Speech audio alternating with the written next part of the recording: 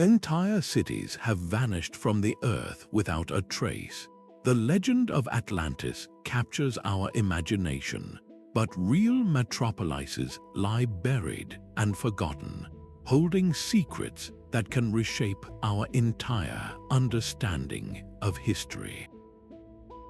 By the end of this journey, you will know the true stories of how mighty civilizations fell and what their rediscovery reveals about our own world.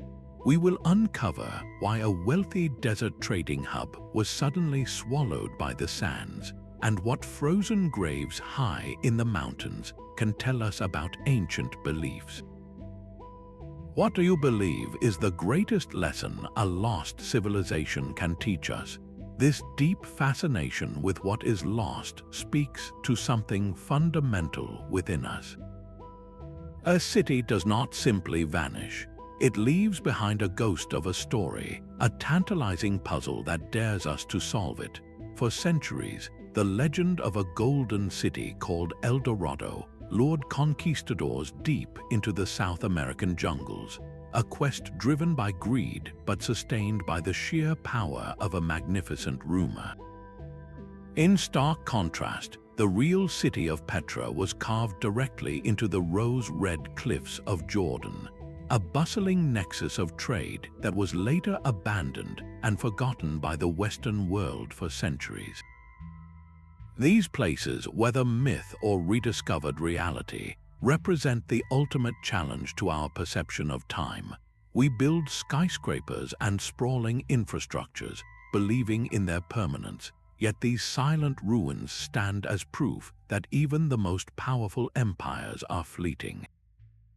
Historian Dr. Sarah Jenkins explains that lost cities force us to confront this fragility.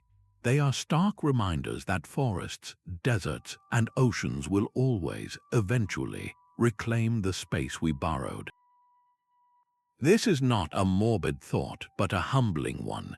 It is this potent mix of romance and stark reality that drives modern explorers. Their work is no longer just about treasure maps and whispered legends. It is a rigorous science. They dedicate their lives to peeling back layers of sand and ice, blending cutting-edge technology with old-fashioned determination.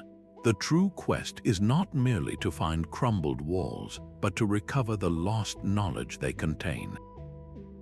Every artifact, every foundation stone, is a piece of a larger story about us, about the cycles of human achievement and the quiet lessons of decline. This journey to understand those cycles begins with the most relentless reclaimer of all, the desert, and a city that wealth itself could not save from the sands. The wealth of Ubar was literally built on sand. For generations, this legendary oasis was the beating heart of the frankincense trade, a precious commodity more valuable than gold in the ancient world. Its merchants grew immensely rich, and the city itself became a byword for opulence and power in the middle of a desolate, unforgiving landscape. Yet the very ground it stood upon was hollow. Beneath the city lay a massive limestone cavern, a secret weakness hidden from view. One day, the roof of this cavern simply gave way. The grand fortress and much of the city collapsed into the resulting sinkhole, vanishing from sight almost in an instant. To the surviving traders and Bedouin tribes who passed by, the event was so catastrophic, so complete, that it could only be explained as an act of divine punishment. The story of a city swallowed by the sands was born, a moral tale whispered across the desert for centuries. Modern archaeology, however, tells a more complex story. It was not a single, sudden event that destroyed Ubar, but a slow, relentless partnership between human activity and geological reality. The constant drawing of water from the aquifer beneath the city likely accelerated the collapse of the underground cavern. The desert did not angrily swallow Ubar in one bite. Instead, it patiently waited for the city to weaken its own foundations, then finished the job.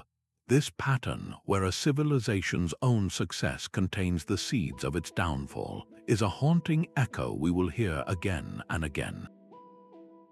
From the shifting sands, our search for vanished cities now leads us to a world of absolute stillness, where time itself seems frozen. Petra's story is one of slow surrender. While Ubar fell in a single catastrophic moment, this magnificent city carved from rose-red cliffs faded over centuries, its lifeblood slowly draining away. The Nabateans were not just builders, they were hydrological geniuses. In the heart of a punishing desert, they engineered a complex network of channels, dams, and cisterns that captured every precious drop of rainwater.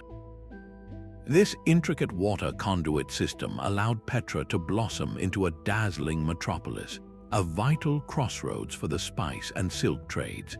Its wealth funded the carving of monumental tombs directly into the sandstone, creating a city that was both a fortress and a work of art. The famous treasury, with its ornate facade glowing in the desert sun, stands as a testament to their power and artistry. But what happens when the world changes around you? Petra's decline began not with a collapse but with a quiet diversion.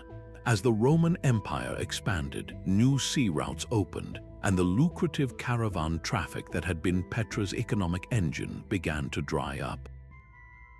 The money slowed to a trickle, and with it, the resources needed to maintain their brilliant water systems. Then came the earthquakes, a series of powerful tremors that shattered their aqueducts and crumbled their buildings. The very ingenuity that had allowed them to conquer the desert now became their vulnerability. Their complex infrastructure was too damaged to repair without immense wealth and labor, neither of which remained. The city was not swallowed in an instant. Its people simply drifted away over generations, leaving their magnificent rock-hewn city to the wind and the sand. For over 500 years, Petra slept, known only to local Bedouin tribes, a secret kept by the desert. Its rediscovery in 1812 by the Swiss explorer Johann Ludwig Burckhardt was a moment of pure astonishment for the Western world. He had heard whispers of a lost city and, disguising himself as a pilgrim, convinced a guide to lead him through the narrow, winding canyon known as the Sick. When he emerged to see the treasury's facade towering before him, he knew the legends were true. Petra teaches us a different lesson from Ubar. It shows that a civilization can possess all the engineering skill in the world, yet still be overcome by forces beyond its control. Its story is a quiet elegy for a city that did not explode, but simply faded away. This gradual decline stands in stark contrast to the city we will uncover next, a place that vanished with such speed and violence that its final moments were frozen in time for centuries. Deep in the heart of the Libyan Sahara, the Garamantes performed a miracle of survival. Their kingdom rose from the Fezzan, a landscape so dry and harsh it seems to defy human settlement. Yet for centuries they not only survived, they thrived, building a powerful state that controlled the lucrative trans-Saharan trade routes. Their secret was not magic, but a profound understanding of the world beneath their feet. They engineered an incredible network of tunnels known as fagaras, a subterranean labyrinth that tapped into ancient fossil aquifers. These were not mere wells, but a complex system that gently channeled water from deep underground to the surface, creating fertile fields where only sand should exist. Their capital, Garama, grew into a bustling city of mud brick buildings, a vibrant hub of culture and commerce in the middle of an ocean of sand. But their greatest strength held the seed of their eventual collapse. The water they depended upon was a finite resource, a legacy from a wetter age that was not being replenished. They were, in effect, mining water. For generations it worked. But as their population grew and their agricultural demands increased, the water table began to drop, the fagaras ran dry, Slowly, inexorably, the desert they had held at bay began to reclaim its territory. Fields turned to dust, and the great city of Garama was gradually abandoned, its people dispersing as their engineered paradise withered around them. The story of the Garamantes is a profound cautionary tale. It shows that a civilization can master its environment with brilliant ingenuity, yet still fall when it exhausts the single resource its entire society is built upon. Their kingdom did not fall to an invading army, but to a silent, creeping drought of their own making. This struggle against a disappearing resource connects directly to another kind of vanished city, one not lost to the absence of water, but to its overwhelming, catastrophic presence. The legend of a great city in the Kalahari refused to die. In the late 19th century, a showman and adventurer named Guillermo Farini returned from the vast desert with an incredible claim.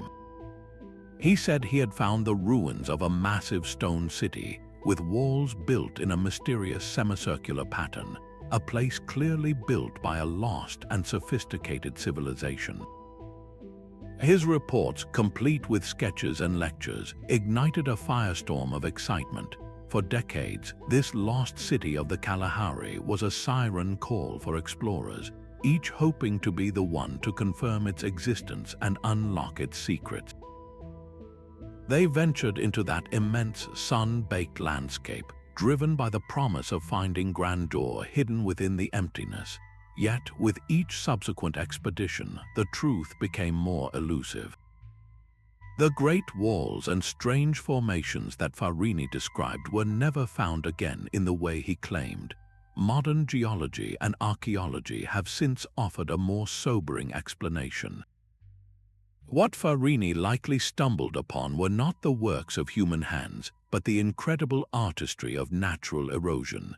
The Kalahari is a land of weathered dolerite ridges and bizarre, wind-carved rock formations that can, from the right angle and with a hopeful eye, look astonishingly like crumbling architecture. The lost city was, in all probability, a magnificent geological accident, but this does not make the story a simple failure. The enduring power of the Kalahari legend reveals something profound about our own minds. We are pattern-seeking creatures, desperate to find meaning and human stories in a landscape that offers vast, silent spaces. The knowledge that the Kalahari was not always a desert, that it once held vast, ancient lakes surrounded by thriving cultures, only fuels this desire.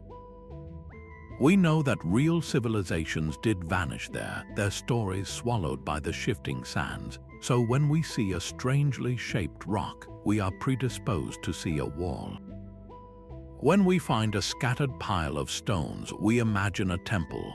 The legend of the lost city is a testament to the human need to fill emptiness with narrative, to believe that even the most desolate place holds a hidden history waiting to be told. This search for stories frozen in time does not end with the desert's heat. It simply shifts its focus to a world where the cold itself is the preserver, locking away secrets in a layer of perpetual ice. High on the windswept coast of Greenland, stone foundations tell a story of stubborn survival. Nearly 500 years before Columbus sailed, Viking longships carried several hundred Norse settlers to this new world, establishing two communities they optimistically named the Eastern and Western settlements. This was not a fleeting camp. For centuries, these outposts thrived, building stone churches, raising livestock on green pastures, and even constructing a cathedral under the vast Arctic sky. They were Europe's farthest flung frontier, a testament to human adaptability in a harsh land. Yet by the mid-15th century, every settler was gone. The communities had vanished, leaving only their silent stone structures behind. So what happened to this vibrant Viking foothold? The answer lies in a perfect storm of environmental and social pressures. A climatic shift, now known as the Little Ice Age, began to grip the region. Summers grew shorter and colder, making it nearly impossible to grow enough hay to feed livestock through the long winters. Sea ice expanded, choking the vital shipping lanes to Iceland and Norway, isolating the settlements from trade, essential supplies, and contact with the outside world. At the same time, another people had moved into the region, the Thule Inuit, who were far better adapted to the changing conditions with their sophisticated hunting technologies. Evidence suggests relations between the Norse and the Inuit were strained, possibly violent, adding another layer of danger to a life that was already becoming untenable. The settlers, stubbornly clinging to their European way of life, raising cattle and building churches, found themselves trapped. They were slowly starved by a changing climate, cut off by the ice, and pressured by neighbors they could not overcome. The ruins of Hvalsey Church, where the last recorded wedding in Greenland was held in 1408, stand as a frozen monument to this failed experiment. It is a stark lesson in vulnerability, showing that even the hardiest societies can be undone by a shifting world. And if the slow demise of the Vikings is haunting, the fate that befell a high-altitude Incan sanctuary is utterly chilling. While the Vikings in Greenland slowly succumbed to a changing world, the Incas of the Andes confronted the peaks they considered sacred with breathtaking speed and purpose. The legend of Petiti, a final Inca citadel overflowing with gold, has lured countless adventurers into treacherous cloud forests, but the mountains themselves have surrendered a different, more profound treasure. On the summit of the volcano Llullaillaco, at an altitude so high and cold the air is painfully thin, archaeologists made a discovery that defied time itself. They found the bodies of 3 children, a girl and 2 younger companions, seated in a small shrine. They were not victims of a tragedy, but central figures in a profound ritual known as kapacha. These children, chosen for their perfection, were taken on a long pilgrimage, likely given a ceremonial drink, and then left on the mountaintop as an offering to the gods. The Andean ice, far from being a destructive force, performed a miracle of preservation. The constant, dry cold and the thin air acted as a perfect natural freezer, halting decay for over 500 years. When researchers found them, the children looked as if they were merely sleeping. Their skin was intact, their facial expressions peaceful, and their elaborate textiles and grave offerings were perfectly preserved, creating a snapshot of a single, sacred moment frozen in time. These ice mummies offer an unparalleled window into the Inca world, not through gold, but through the poignant reality of a spiritual sacrifice. We can see the intricate braids in their hair, the vibrant colors of their clothing, and even analyze the contents of their stomachs to understand their final meal. This is not the stuff of legend. It is tangible history, speaking to the empire's deep belief that the well-being of their entire civilization depended on maintaining a sacred balance with the powerful forces of nature. The ice here did not hide a city, but a belief system perfectly preserved. This duality of ice as both a concealer and a revealer finds its ultimate expression not on land, but beneath the waves where entire cities sleep in a different kind of deep freeze, shrouded in darkness and silence. The ice of Greenland has swallowed far more than Viking farms. In July 1942, a squadron of American warplanes faced a desperate situation. A flight of 6 P-38 Lightning fighters and 2 B-17 bombers, part of a secret mission to support the war in Europe, was running out of fuel over the immense white expanse. With no other option, the pilots performed a wheels-up emergency landing on the ice cap. All 25 crew members survived the landing and were eventually rescued after a harrowing ordeal, but their advanced machines were left behind. The ice, which had offered a temporary runway, then began its slow, patient work. Within years, the entire lost squadron had vanished from sight, buried under fresh layers of accumulating snow that compressed into dense ice. They were not lost in some remote jungle or deep ocean trench, but entombed in plain sight, descending deeper into the frozen layers with each passing season. For 50 years, they were simply ghosts of the war, a story of machines preserved in a giant natural deep freeze. Then, in 1992, a dedicated team located one of the P-38s using advanced radar. They found it not just under the snow, but buried beneath 268 feet of solid ice.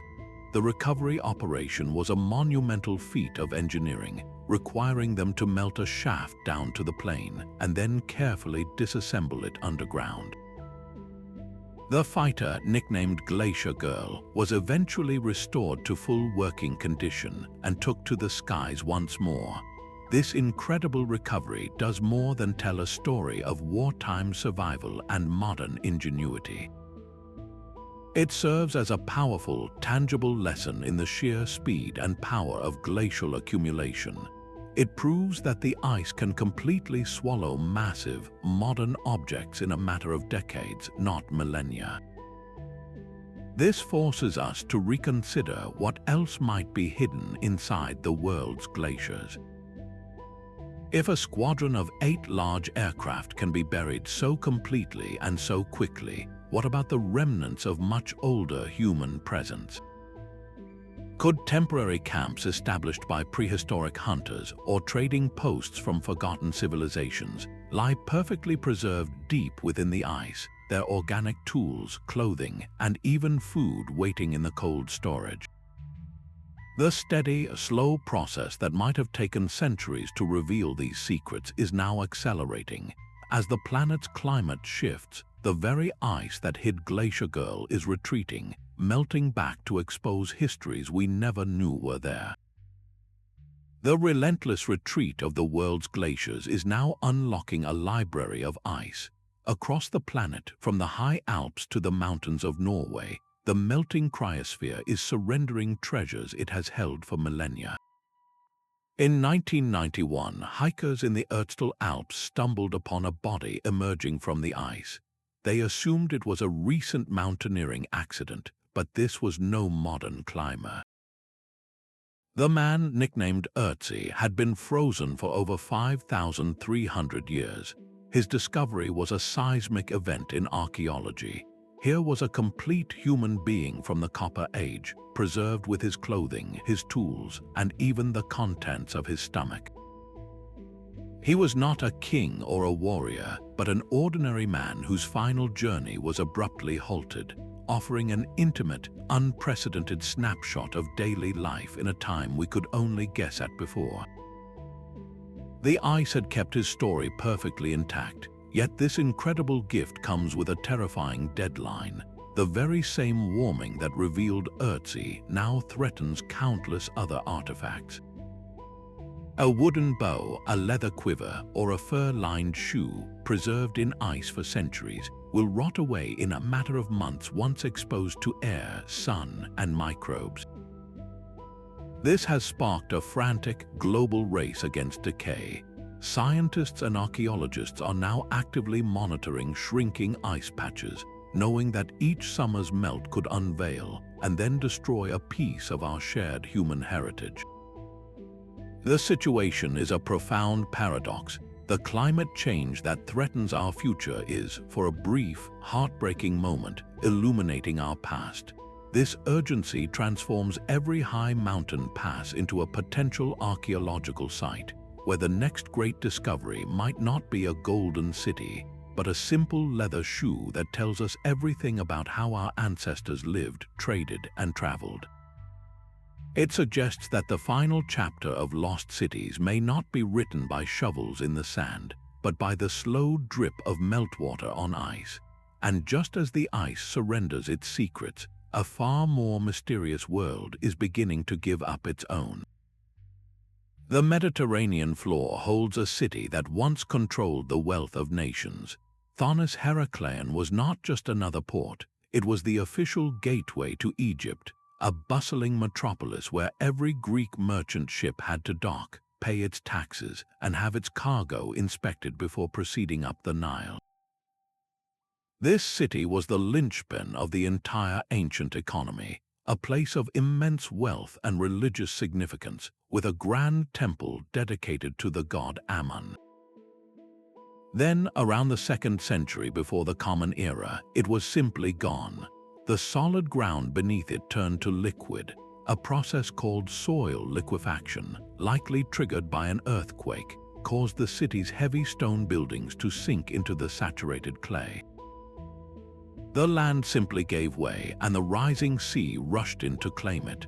For over 1,200 years, Thonis-Heracleion existed only as a footnote in ancient texts, a legendary place many scholars thought was pure myth. Its rediscovery in the year 2000 by the French underwater archaeologist Frank Goddio was nothing short of miraculous. His team, working in the murky waters of Abukir Bay, suddenly saw the seafloor give way to a ghostly landscape. Colossal statues of pharaohs and queens stood silent guard. The ruins of the great temple of Ammon emerged from the shadows. They found gold coins, intricate jewelry, and 70 ancient shipwrecks all clustered together, a frozen moment of a city interrupted in its prime. The sheer scale of the discovery rewrote history, proving that this legendary gateway was not only real, but far more powerful than anyone had dreamed. Thonis-Heracleion's fate is a stark warning written in stone and water.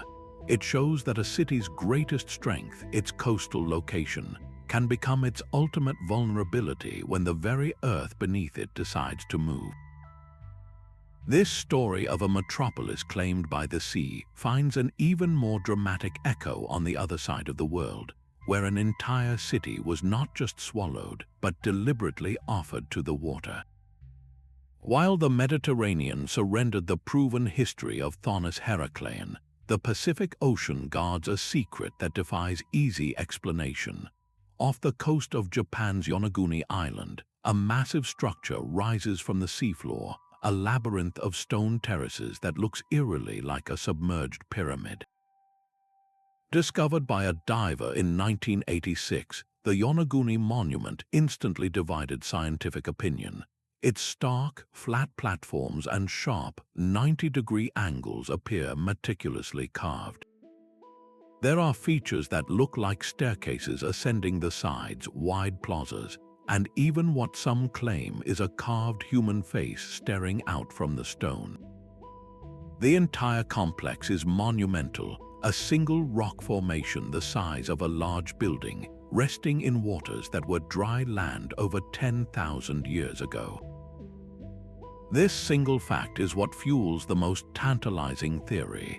Could this be the work of a prehistoric civilization, a Japanese Atlantis swallowed by the rising seas at the end of the last ice age? The possibility is intoxicating, suggesting a timeline of human achievement far older than our history books allow. Geologists, however, offer a different, more sobering analysis. They point to the powerful currents that sweep through the area and the fact that the sandstone the monument is made from naturally fractures along straight lines and flat plains. They argue that the relentless forces of nature, given enough millennia, can create astonishingly geometric shapes without any human help. The terraces and steps could be the result of regular seismic activity, which is common in Japan, causing parts of the stone to shear off in perfectly straight segments. So who is right? The truth likely lies in a gray area that is more fascinating than either pure myth or pure geology. It is possible that the Yonaguni monument began as a natural formation, a unique geological masterpiece. But what if ancient people saw its incredible shapes and decided to enhance them? They could have chiseled the existing steps to make them more even, or carved symbols into the walls, transforming a natural wonder into a sacred site. This idea of a collaborative effort between Earth and humanity bridges the divide. Yonaguni does not need to be a completely man-made city to be profoundly important. Its real power is the question it forces us to ask. How do we define the handiwork of civilization? At what point does a shape become a structure? This undersea enigma challenges our very definitions, reminding us that the past may hold complexities we are only beginning to glimpse. And as we grapple with a single mysterious structure, we must prepare for a discovery that is not a question, but a certainty. A sunken city so vast it redefines the scale of ancient engineering. The silent plains of Doggerland hold the memory of an entire continent, where trawlers now drag their nets through the cold, grey waters of the North Sea. Herds of reindeer once grazed, and forests of pine and birch stretched to the horizon. This was Europe's lost heartland, a vast, fertile plain that connected the British Isles to the Netherlands and Denmark. For thousands of years, Mesolithic hunter-gatherers followed the migrations of animals, fished in its winding rivers, and built their temporary camps in a landscape that was not a sea but home. Their world did not end with a slow, creeping flood, but with a single, cataclysmic blow. Around 6,200 years before the Common Era, a massive underwater landslide off the coast of Norway, known as the Storegga Slide, triggered a tsunami that ripped across the low-lying plains. Walls of water taller than any tree swept inland, scouring the landscape and drowning this inhabited world in a matter of hours. The final remnants of Doggerland vanished forever beneath the waves. Yet this lost kingdom refuses to stay completely hidden. For generations, fishermen pulling their nets from the North Seabed have hauled up startling treasures not from the ocean, but from the drowned land itself. They find the giant, curved tusks of woolly mammoths, the bones of aurochs and reindeer, and sometimes the sharpened flint of a human-made tool. These artifacts are ghostly messages from a sunken world, proof that the very ground beneath the waves was once walked by our ancestors. The story of Doggerland is perhaps the most humbling of all. It is not a tale of a single city falling, but of an entire country erased from the map by the forces of a changing climate. It forces us to look at our own coastlines and wonder what futures are being written in the rising tides of our own time. While the ruins of Thonis-Heracleion reveal a city of grand scale and wealth, a quieter, more intimate secret lies in the shallow, sun-drenched waters off the coast of Greece. Pavlopetri is not a city of colossal statues, but of ghostly foundations. Dating back over 5,000 years to the Bronze Age, it holds the title of the oldest known submerged city in the world. What makes it truly extraordinary is not its age alone, but its state of preservation. The entire urban plan is laid out on the seafloor with stunning clarity, as if a detailed map has been brought to life. You can swim along its main streets, glide over the outlines of homes, and peer into the courtyards and tombs of a community that thrived millennia before the Parthenon was even a dream. This was a bustling port, a hub in a vast Mediterranean trade network that connected cultures and exchanged goods, ideas, and technologies. Its demise was not a single catastrophic event, but a slower process. A series of earthquakes likely damaged the city, and then the relentless, gradual rise of sea levels finished the job, gently flooding the streets over time until the last resident was forced to leave. This very gentleness is what makes Pavlopetri an archaeological treasure beyond price. On land, cities are built, destroyed, and rebuilt upon their own rubble, layering history into a confusing jumble. But the sea here acted as a protector. The silt and sand settled over Pavlopetri, safeguarding its blueprint from later disturbance. This gives us a perfectly frozen moment, a snapshot of an average Bronze Age town. We can see how its people organized their society, where the craftsmen worked, how the houses were grouped, and where they buried their dead. This level of detail offers insights into the mundane, beautiful rhythm of daily life in a way that a looted tomb or a scattered hilltop fortress never could. Pavlopetri is the story of an entire community, preserved not in gold but in stone and sediment. It forces us to reconsider what we have lost to the waves and what other perfect blueprints of forgotten worlds might still be lying in the shallow coastal waters, waiting for their story to be told. The murky waters of the Gulf of Cambay hold a secret that could shatter our timelines. In 2001, oceanographers mapping the seafloor with sonar detected something impossible. The readings showed massive, geometric structures scattered across the seabed.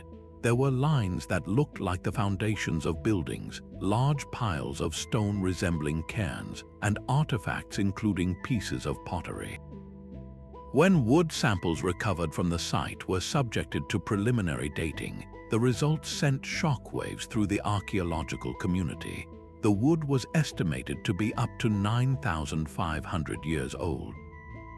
If this date is accurate, it means a sophisticated, urban society existed in India thousands of years before the great civilizations of Mesopotamia and the Indus Valley ever arose. This was not just a lost city, it was a lost age. The implications are staggering, suggesting the dawn of complex human society began far earlier and in a different part of the world than we ever believed. But the Gulf of Cambay does not give up its secrets easily. The site is plagued by powerful, silt-laden currents that reduce visibility to near zero, making direct visual confirmation and careful excavation a monumental, often dangerous task. This physical challenge is matched by a fierce scholarly debate. Skeptical archaeologists argue that the sonar images could be showing natural rock formations, shaped by tidal forces and geological fault lines.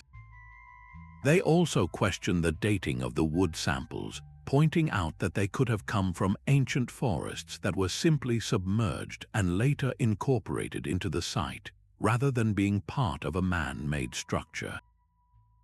This controversy is a perfect storm, pitting the tantalizing possibility of a rewritten history against the rigorous demands of scientific proof. It highlights a fundamental truth of underwater exploration. The greatest discoveries are often the hardest to verify, lying in a shadowy realm where hope and hard evidence collide. The fate of entire chapters of our past depends on our ability to dive deeper, look closer, and separate the whispers of a lost world from the echoes of the sea itself. The silent ruins of sunken cities and sand-choked kingdoms speak a language we are only now learning to decode. The fall of civilizations like the Garamantes and the Drowning of Doggerland were not random tragedies. They were chapters in a long, complex story of a planet whose climate is never truly still. Paleoclimatologists, the detectives of ancient weather, drill deep into ice sheets and pull up cores that hold bubbles of the Earth's old air. They sift through layers of sediment at the bottom of lakes and oceans, reading them like a history book written in dust and pollen. These natural archives reveal a planet of dramatic shifts, of centuries-long droughts that turned fertile lands to dust, and of sudden cold snaps that shortened growing seasons and starved populations. Time and again, the archaeological record shows a chilling correlation. A great city flourishes, then a profound climate shift occurs, and within a few generations, that city is abandoned. This pattern is undeniable, but here is the crucial distinction that separates a historical lesson from a dire warning. Past climate changes were driven by natural cycles, variations in the Earth's orbit, or volcanic eruptions blocking out the sun. Societies were at the mercy of forces they could not comprehend, let alone control. Our situation today is fundamentally different. The rising seas that threaten modern megacities from Miami to Mumbai, the intensifying droughts, the unprecedented wildfires, these are changes we are actively driving through our own actions. We are not innocent bystanders to a natural cycle. We are the ones turning the dial. This is what makes the study of lost cities so urgently relevant. It is a crash course in societal fragility. We can see the precise moment when the Garamantes water mining strategy became unsustainable. We can map the tsunami that erased Doggerland from the map. These are not just tales of woe. They are detailed case studies in how environmental stress exposes and amplifies every other weakness in a society, from rigid leadership to overstretched resources. The ultimate lesson is not that climate change causes collapse. It is that collapse happens when a society fails to adapt to it. Our immense technological power gives us a choice those ancient civilizations never had. We can read the warnings written in the ice and the sand. The question is whether we have the collective will to listen. The romantic image of a lone explorer with a machete is now a relic of the past. Today's search for vanished cities is a symphony of data and digital precision, a quiet revolution happening far above the ground and deep beneath the waves. High above the Earth, satellites equipped with LIDAR, which stands for light detection and ranging, fire millions of laser pulses toward the planet. When these pulses strike the ground, they penetrate dense foliage, building a three-dimensional map of the terrain hidden below. What looks like an unbroken green carpet of jungle from the ground is revealed from space as a landscape of ghostly squares, circles, and mounds, the unmistakable fingerprints of a lost civilization. This is not guesswork, it is a precise X-ray of history, allowing archaeologists to pinpoint a single, overgrown pyramid in a sea of trees without ever setting foot there. Underwater, the hunt is just as advanced. Side-scan sonar systems paint the seafloor with sound, creating photorealistic images of wrecked ships and submerged ruins. Even more remarkable are sub-bottom profilers, which act like ultrasound for the seabed, sending low-frequency sound pulses that can penetrate layers of sand and silt to reveal the outlines of structures buried deep beneath. These tools have transformed the murky depths into a clear, readable text. Back on land, ground-penetrating radar is deployed to find what eyes cannot see. By sweeping a radar unit across a field, researchers can detect the subtle differences in soil that signal a buried wall, a filled-in ditch, or an ancient grave, creating a blueprint of an entire city still locked in the earth. This technological leap is not just about finding things faster, it is a race against time itself. Looters with metal detectors and bulldozers for new developments threaten these fragile sites every single day. By surveying vast areas quickly and non-invasively, scientists can now identify and secure our shared heritage before it is lost forever. The true treasure is no longer gold but knowledge, and for the first time we have the tools to save it on a global scale. Gold has always been a dangerous dream. For centuries, the whispered promise of El Dorado's gilded king sent Spanish conquistadors hacking their way through unmapped jungles, driven by a fever that blurred the line between exploration and plunder. That very same impulse echoes today in the hum of a motorboat over a submerged ruin, where modern treasure hunters use advanced sonar to locate ancient shipwrecks, not to understand them, but to rip precious artifacts from the seabed for a quick sale on the black market. This relentless drive for wealth has left a deeply destructive legacy across the globe. A looted tomb in the desert is not just an empty chamber, it is a shredded page from a history book.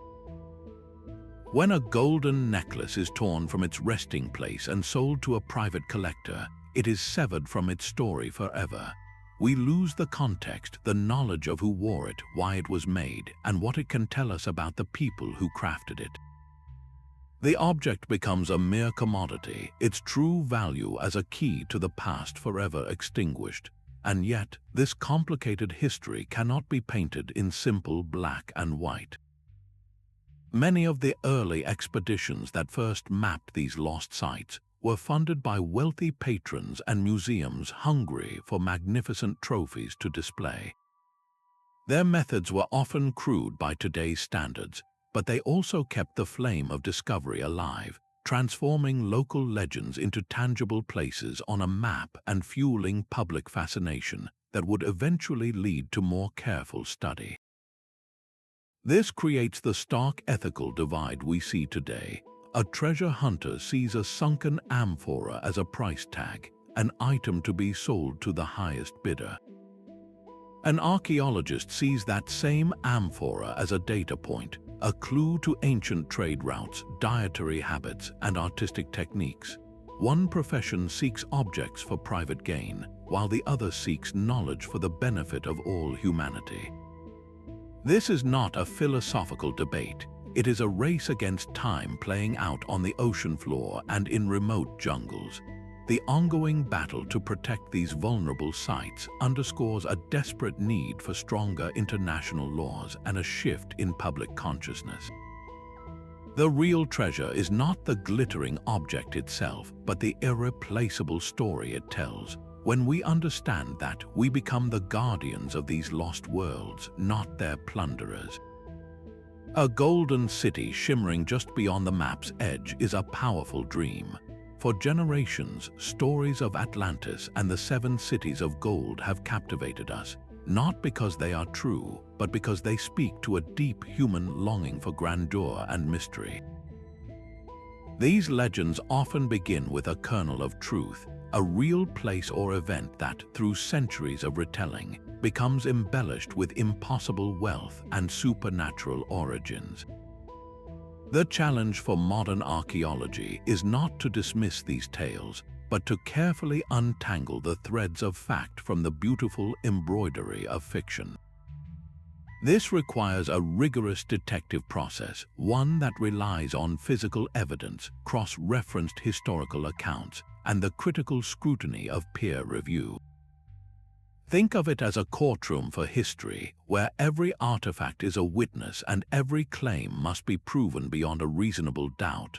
Sometimes, this process delivers a moment of pure magic, where myth leads directly to a world-changing discovery. The German businessman Heinrich Schliemann was obsessed with Homer's epic poems, the Iliad and the Odyssey. While many scholars of his time considered Troy to be purely fictional, Schliemann took the ancient texts as a literal map.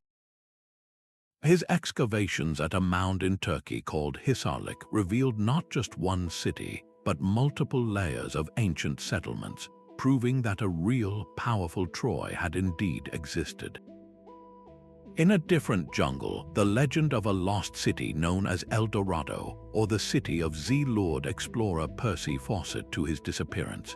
The reality that modern researchers eventually found in the Amazon was not a metropolis of gold, but the remnants of complex, sophisticated societies that had managed the rainforest in ways we are only beginning to understand.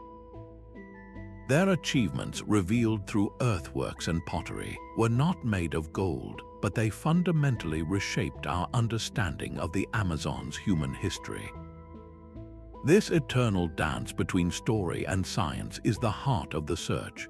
The legend provides the spark of curiosity, the initial question that sends us searching. The scientific method provides the tools to find the answer, and sometimes the truth we uncover, while less glittering, is far more profound, revealing not a fairy tale, but the genuine, astonishing story of humanity itself. Behind every crumbled wall was a family's home. We often see these ruins as grand monuments or tragic mysteries, forgetting they were once vibrant communities filled with the simple, universal rhythm of daily life. The bones of their inhabitants tell a story far deeper than any legend. Skeletons excavated from sites like the Viking settlements in Greenland show clear signs of stunted growth and nutritional deficiencies in children, a silent testament to the long, hungry winters that gripped them as the climate cooled. In the crowded port cities of the ancient world, the spines of common laborers often bear the marks of a lifetime of back-breaking work, carrying heavy amphorae or hauling on fishing nets. These are not just remains, they are biographies written in bone, revealing the immense physical cost of survival. Yet life was not solely defined by hardship. A small, carefully carved wooden animal found in the ruins of a Garamantian home speaks of a child at play. A set of finely painted ceramic bowls from a kitchen in Pavlopetri hints at family meals shared and conversations had. A worn amulet dedicated to a protective goddess, discovered clutched in the hand of a skeleton in Thonis-Heracleion, tells of faith and the very human fear of the unknown. These artifacts are echoes of joy, devotion, and the deep need for security. These people were not so different from us. They engineered brilliant water systems to defy the desert. They built sturdy ships to connect with the world, and they created art to express their beliefs. Their social structures, visible in the grand houses of the elite and the modest dwellings of the workers, mirror our own complexities and inequalities. When their world began to fail, their struggle was not an abstract historical event. It was the desperate, day-by-day fight of parents trying to feed their children, of leaders making impossible choices, and of communities clinging to their way of life until the very end. To understand this human experience is to transform cold data into a deeply emotional connection. It bridges the gap of centuries, reminding us that history is not about stones, but about people. A city's wealth can be its most fragile asset. The bustling ports and caravan stops of the ancient world were not just places of exchange, they were vital nodes in a global network, entirely dependent on the constant flow of goods. When that flow was diverted, the entire reason for a city's existence could vanish overnight. Think of Petra, its magnificent tombs standing as a monument to the incense trade. For centuries, the demand for frankincense and myrrh funded its aqueducts and sustained its population. But when the Romans mastered sea routes across the Indian Ocean, those slow, expensive camel caravans became obsolete. The wealth that carved a city from stone simply stopped arriving. This was not a sudden invasion or a natural disaster, but a quiet, economic death. The same invisible hand shaped the fate of Thonis-Heracleion. Its power came from controlling all maritime traffic into Egypt, a monopoly enforced by the state. But political shifts and the silting of the canopic branch of the Nile gradually made other ports more attractive. Commerce found a new home, and the Great Gateway was left without a purpose, its grand statues standing watch over empty canals.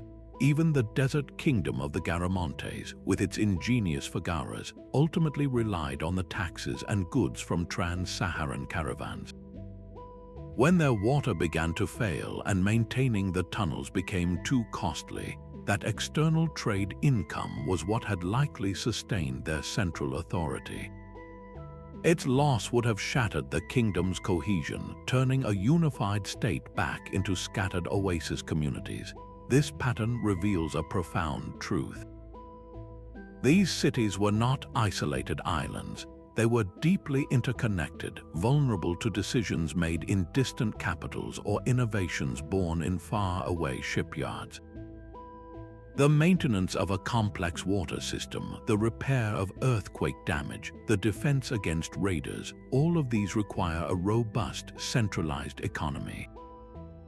When trade moves on, that economy collapses. The population, faced with dwindling opportunities and decaying infrastructure, makes a simple, practical choice. They leave. The city is then left to the elements, not with a bang, but with the slow, silent departure of its last family. This ancient form of globalization held the power to create magnificent urban centers, and its unpredictable shifts held the equal power to erase them from the map. These silent ruins are masterclasses in engineering. The very stones of Petra tell a story of survival carved into rock. The Nabateans did not just build structures, they built a hydraulic system. With meticulous precision, they channeled scarce rainwater through a network of canals and tunnels, directing it into massive cisterns that could hold millions of gallons. This was not a simple feat. It required an intimate knowledge of gravity, slope, and the properties of sandstone, turning a barren canyon into a life-sustaining oasis. Far away in the Sahara, the Garamantes faced a different kind of emptiness. Their solution was to mine for water as others mine for precious metals. They constructed fogaras, underground tunnels that sloped gently from the water source deep in the aquifer to the surface, sometimes stretching for many miles. This was an incredibly dangerous and labor-intensive process, requiring precise calculations to maintain the correct gradient so the water would flow without the tunnel collapsing. How did they know where to dig or how to keep the tunnels aligned? Their knowledge, passed down through generations, was a form of genius born from absolute necessity. Then there is the ghost city of Pavlopetri, resting on the seafloor. Its perfectly straight streets and organized city blocks, laid out over 5,000 years ago, reveal a sophisticated understanding of urban planning. This was not a haphazard collection of buildings. It was a deliberately designed community with designated areas for homes, workshops, and public spaces, all arranged for efficiency and social cohesion. This ghost infrastructure, from water channels to city grids, proves these civilizations possessed a deep, practical wisdom. They were brilliant applied mathematicians and physicists, even if they did not use our modern formulas. Their achievements challenge the very idea that human history is a simple, upward march of progress. It is instead a story of brilliant adaptations, of cultures reaching incredible heights of ingenuity, only for that knowledge to be lost and then, perhaps, rediscovered centuries later. Their legacy is a humbling reminder that our own modern solutions are not the first, and they may not be the last. Earthquakes and volcanoes can erase a city in a single, violent breath. The Minoan settlement on the island of Thera, now known as Santorini, was a sophisticated Bronze Age town with multi-story buildings and vibrant frescoes. Around the year 1600 before the Common Era, the volcano at its heart erupted with a force unmatched in human history. The explosion was so colossal it tore the island apart, sending tsunamis racing across the Aegean Sea that likely crippled the mighty Minoan civilization on nearby Crete.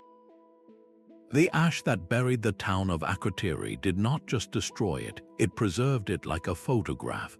Archaeologists found jars of grain still sitting in kitchens, pottery left in mid-use, and beds still framed by their wooden headboards. This was a living community frozen at a precise second, offering an unparalleled snapshot of a world interrupted. The scale of the disaster was so immense that many scholars believe it seeded the legend of Atlantis, a story of a powerful and advanced island kingdom that sank beneath the waves in a single day and night. Centuries later and an ocean away, a different kind of city met a similar fate, not from a volcano, but from the ground itself giving way. Port Royal, Jamaica, was known as the wickedest city on earth, a bustling pirate haven where gold and rum flowed freely. On the morning of June 7, 1692, a massive earthquake struck. The sandy ground beneath the city liquefied, and entire streets, taverns, and warehouses simply slid into the Caribbean Sea, taking thousands of residents with them.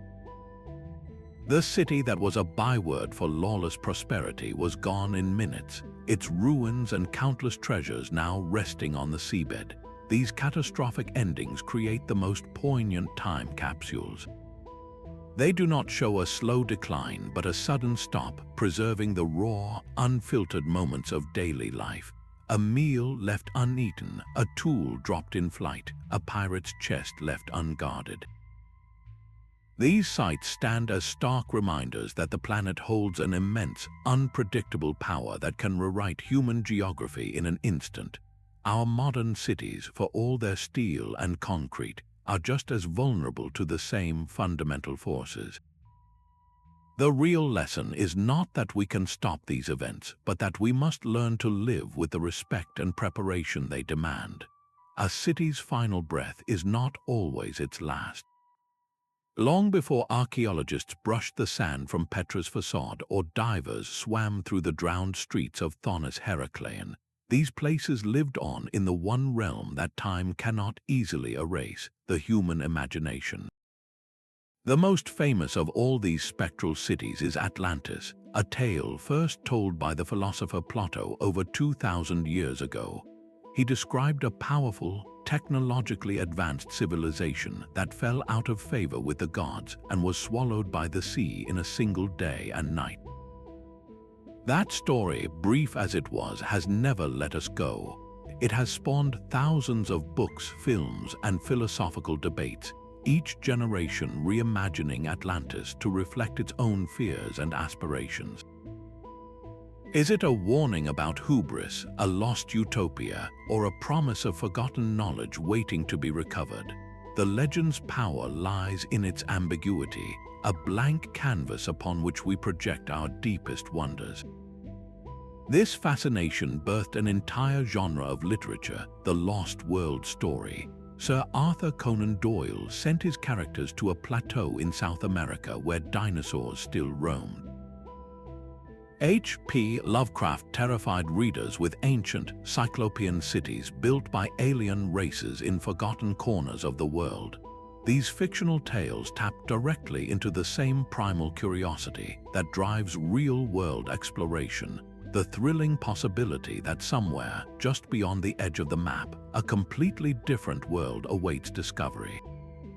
And what of the cities that have been found? Their rediscovery did not end their story, it merely added a new chapter. The haunting beauty of Petra's treasury, glowing in the desert sun, has made it an iconic backdrop for films and a pilgrimage site for millions. The jungle-choked temples of Angkor Wat, emerging from the Cambodian forest, continue to inspire artists and photographers who seek to capture their sublime mix of nature and human ambition. This cultural afterlife is a powerful force. It proves that a city is never truly lost as long as its story is told. The stones may crumble and the streets may silence, but as long as that echo persists in our art, our literature, and our dreams, the city lives on, immortalized not in stone but in spirit. The thrill of discovery has a dangerous shadow. For every genuine revelation like Troy or Thonis-Heracleion, there are countless fabrications waiting to trap the unwary. The infamous crystal skulls, for instance, were once presented as mystical artifacts from Atlantis or other lost civilizations. They captivated the public with their seemingly impossible craftsmanship until scientific analysis revealed the truth. The telltale marks of modern rotary tools proved they were clever fakes, manufactured in the 19th century and passed off as ancient relics. This deception was not harmless. It distorted public understanding and siphoned attention and resources away from legitimate archaeological research. A more recent and equally persistent claim involves the so-called Bosnian pyramids. A businessman turned amateur archaeologist declared that a series of natural hills in Bosnia were actually the oldest and largest pyramids on Earth, built by a previously unknown advanced culture. Despite overwhelming geological evidence confirming the hills are natural formations, the project gained massive media attention and significant funding from the Bosnian government and hopeful donors. Mainstream archaeologists who pointed out the lack of any actual evidence were often dismissed as part of a closed-minded academic conspiracy. This is a classic pattern in pseudo-archaeology. These hoaxes rarely emerge from a vacuum. they frequently tap into powerful undercurrents of nationalist pride, offering a grandiose past that can fuel present-day identity. They also cater to a deep and understandable public desire for mystery, for a history that is more wondrous and esoteric than the one found in textbooks. The danger is that these stories are so emotionally compelling that they can override factual evidence. They create a world where faith replaces proof, and where the painstaking work of real science is dismissed as boring or deliberately obstructive. This environment makes the tools of critical thinking more vital than ever. It is not about being a skeptic who believes in nothing, but being an investigator who demands evidence. We must ask who is making the claim, what their qualifications are, and whether their evidence has been reviewed by independent experts. We have to be willing to follow the data, even when it leads to a less sensational truth.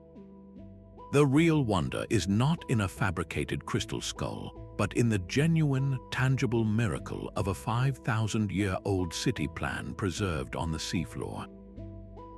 The greatest discoveries do not need to be exaggerated. Their truth is astonishing enough.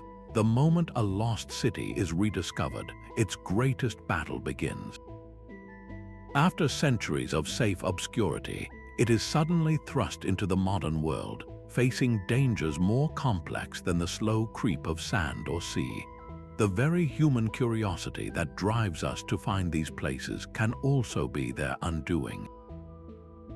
Consider the ancient steps of a temple, worn smooth by 1,000 years of wind, now being scuffed away by the footsteps of 1 million visitors in a single year. Each touch, however well-intentioned, adds up to a slow erosion. The simple act of breathing in a confined tomb raises the humidity, encouraging mold to attack paintings that have survived for millennia. Looters present a more immediate and ruthless threat. The announcement of a new discovery acts as a siren call, drawing illegal excavators who descend under cover of darkness to rip artifacts from their context, selling a statue's head on the black market and destroying the story it could have told forever. Protecting these sites becomes a race against time, a complex mission that must balance our desire to see and learn with the absolute necessity to preserve. This is not a task for archaeologists alone. It requires the cooperation of local communities who become the guardians of their own heritage, working alongside international bodies and governments to establish sustainable tourism. Walkways are built to guide visitors away from fragile walls, glass cases shield ancient murals, and digital replicas are created so that everyone can experience the wonder without causing harm. This global effort is a testament to a shared understanding. These cities do not belong to a single nation, but to humanity itself. They are a library of our collective past, and their protection is a promise we make to the future, ensuring that the lessons carved in their stones are never lost again. Our planet holds very few blank spaces on the map, yet the greatest discoveries may lie precisely where we thought looking was impossible. The dense, unmapped jungles of the Amazon and the Congo are not empty wildernesses. They are vast canopies hiding entire civilizations. Recent LIDAR surveys have sliced through that green veil, revealing the ghostly outlines of massive settlements below. We are not talking about a few scattered villages, but complex urban networks with raised causeways, monumental earthworks, and sophisticated agricultural systems that supported populations in the hundreds of thousands. This rewrites the entire history of the Amazon, proving it was a managed, engineered landscape long before European contact. The next great lost city will not be a single set of stone towers, but an entire way of life rediscovered beneath the leaves. But what about the 70% of our world that is not land at all? The deep ocean floor remains the most profound mystery. We have better maps of the surface of Mars than we do of our own seabed. This immense dark realm is the final frontier for archaeology. The remains of coastal settlements from the last ice age, when sea levels were hundreds of feet lower, are now submerged on continental shelves across the globe. These are not mythical places like Atlantis, but real, inhabited landscapes that were drowned by rising waters. Finding them requires a new kind of exploration, using autonomous underwater vehicles and advanced sonar to scan for the subtle mounds and depressions that signal a human presence. And then there is the ultimate deep freeze, Antarctica. While it seems an unlikely host for a lost city, its ice-free coastal regions were once far more temperate. Could evidence of prehistoric explorers drawn by rich marine resources lie buried under miles of ice? The technology to peer beneath that frozen crust is only now being developed. The coming century will not be defined by a lone adventurer with a map, but by teams of scientists interpreting data streams from satellites, submersibles, and ground-penetrating radar. We are on the cusp of a new golden age of discovery, one that will finally reveal the full, astonishing story of human ingenuity in the planet's most challenging environments. The grandest ruins were often no secret at all to the people who lived beside them. For generations, Western explorers were hailed as heroes for finding cities that local communities had always known, their histories carefully preserved in spoken stories and ancestral memories. The magnificent stone ruins of Great Zimbabwe stand as a powerful testament to this oversight. When European settlers first encountered the vast complex of stone towers and enclosures, they refused to believe it could have been built by the local Shona people. Their own biases led them to invent fanciful origins, attributing the city's construction to foreign powers like the Phoenicians or even a lost tribe of Israel. All the while, the Shona had their own rich oral traditions that spoke of their ancestors, the builders of this stone capital, a place they called Mabwe, the Houses of Stone. This dismissal of indigenous knowledge was more than an injustice. It was a profound intellectual failure that blinded explorers to the truth right in front of them. Tapping into this deep well of local understanding is not merely an ethical shift in archaeology, it is the most practical tool we have. The descendants of a site's original inhabitants hold a unique, living map. Their stories can point directly to a hidden spring that sustained a city, explain the spiritual significance of a particular building's alignment, or recount the name of a ruler whose existence was never carved in stone. This collaboration transforms the work from a colonial extraction into a shared recovery, leading to interpretations that are not only more accurate but also deeply respectful of the site's sacred and historical weight. When we finally learn to listen, we discover that the greatest guide to a lost world is often the living voice that has been telling its story all along. A city's disappearance is more than a historical event. It is a profound human trauma. For the inhabitants who survived and for their descendants, it creates a rupture in the very fabric of their identity.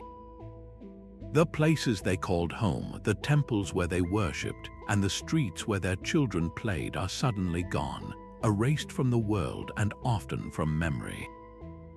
This loss severs the connection to ancestors and their achievements, leaving behind a void filled with ghost stories and a fragmented sense of self.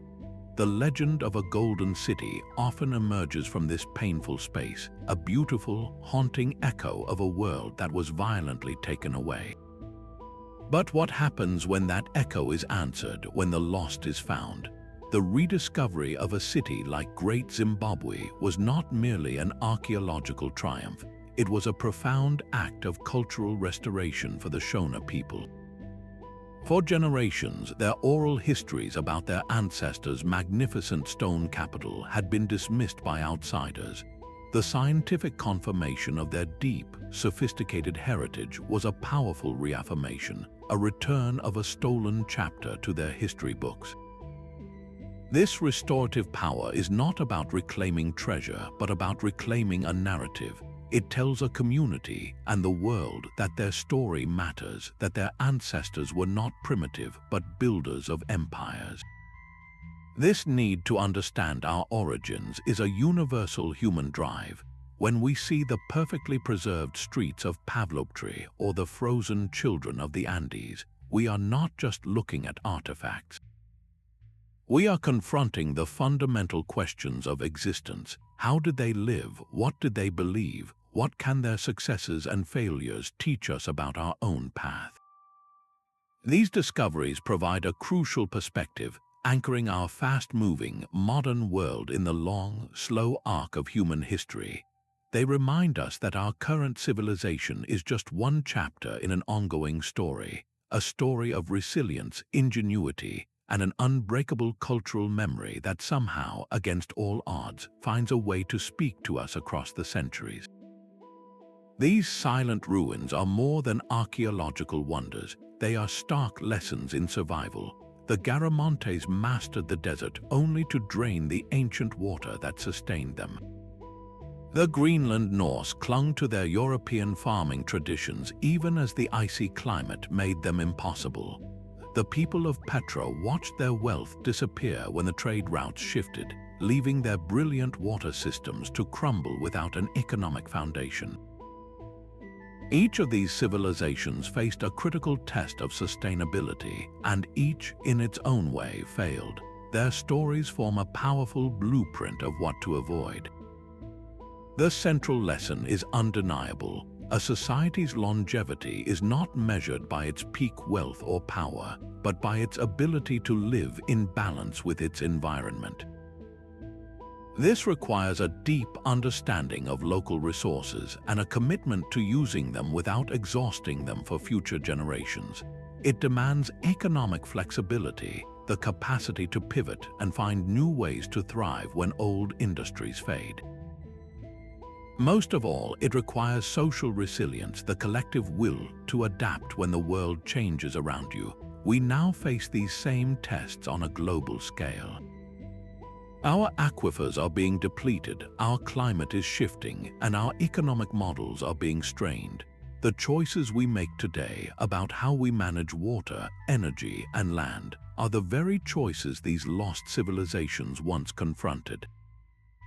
Their crumbling walls are a silent warning, urging us to learn from their past so we do not simply become a lesson for the future. A single Roman coin found on a distant Indian shore speaks volumes. These artifacts scattered across the globe are not random anomalies, but the tangible proof of a world that was deeply interwoven long before the term globalization was ever conceived. The evidence is breathtaking in its scope. A wealthy Roman lady could wear pearls from the Indian Ocean. A Chinese emperor could admire glassware from Alexandria, and a Celtic chieftain in Britain could drink wine from a Greek cup. The sunken shipwrecks discovered in the harbor of Thonis-Heracleion were veritable time capsules of this exchange, their holds packed with goods from every corner of the Mediterranean world. This was not a series of isolated events, but a continuous, thriving network of commerce and communication. These ancient trade routes were the internet of their day, transmitting not just goods, but ideas, technologies, and beliefs across vast distances. The Silk Road was more than a path for silk. It was a conduit for religions like Buddhism and Islam, for mathematical concepts, and for artistic styles that would influence cultures for centuries. This constant flow of people and products meant that a technological breakthrough in one part of the world could, over time, revolutionize life in another. The humble stirrup, which would eventually transform warfare in medieval Europe, likely traveled westward from China. Our modern conception of ancient civilizations as separate, self-contained entities is completely shattered by this evidence. They were not lonely islands of culture, but dynamic participants in a complex, intercontinental dialogue. The roots of our own globalized world are not a recent phenomenon, but stretch back thousands of years, built on these very same foundations of trade, curiosity, and the enduring human drive to connect. A golden statue unearthed from the sand is not just an object, it is a question. Who does it truly belong to? For centuries, the answer seemed simple to the powerful. During the colonial era, vast collections of artifacts were systematically taken from their homelands, shipped across oceans to fill the museums and private galleries of Europe and America.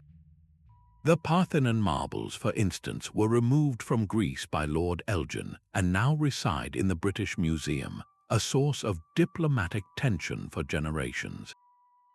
This was often framed as preservation, saving treasures from neglect, but it came at a profound cost, severing a people's physical connection to their own history. Today, a powerful movement for repatriation seeks to correct this historical injustice, arguing that cultural heritage is not a universal commodity, but the rightful property of the communities from which it originated. This is more than a legal debate. It is about restoring dignity and completing a cultural story that was fractured by removal. Yet the ethical dilemmas run even deeper than ownership. There is a growing argument within archaeology itself that the very act of excavation can be a form of destruction. When we dig, we destroy the context, the precise layering of soil and artifacts that tells the true story of a site. Once a site is excavated, that unique information is gone forever. This has led some to advocate for a precautionary principle, leaving certain sites undisturbed for future generations who may have even better technologies to study them without causing harm. The ethical landscape is a complex balance between the hunger for knowledge and the responsibility to preserve, between the rights of science and the rights of culture. Every trowel of dirt turned now comes with a weighty consideration, forcing us to ask not just what we can find, but what we should. From the sunken ports of Egypt to the frozen Viking churches of Greenland, these stories weave together into a breathtaking tapestry of human ambition. We see the brilliant ingenuity that carved cities from cliffs and mined water from deserts, a testament to what we can achieve. Yet we also witness the profound fragility that connects every one of these civilizations, a sobering reminder that no society, regardless of its power or sophistication, is immune to the forces of nature, the shifts of economics, or the relentless passage of time. The silent, crumbled stones of Petra and the drowned statues of Thonis-Heracleion are not just ruins, they are lessons. They teach us that a civilization's greatest strength can become its fatal weakness, that a changing climate can starve the hardiest of settlers, and that the trade routes which create immense wealth can just as easily abandon a city to its fate. But this narrative is not solely one of loss. The rediscovery of these places, from the jungle-shrouded temples of the Amazon to the perfect city plan of Pavlopetri, stands as a powerful testament to our own enduring curiosity. It is an unshakable human drive to reconnect with our past, to piece together the fragmented stories of those who came before us, and understand our own place in this long, unbroken chain. Today, as satellite lasers map hidden jungles and advanced sonar scans the deep ocean floor, we stand on the brink of finding even more of these lost worlds. The greatest discoveries likely still lie ahead, waiting in the planet's final uncharted spaces. Let these silent cities be our guide. Let them remind us to learn from the past, to build a more sustainable present, and to never lose our sense of wonder for the profound mysteries that still lie buried, waiting patiently for their story to be told once more.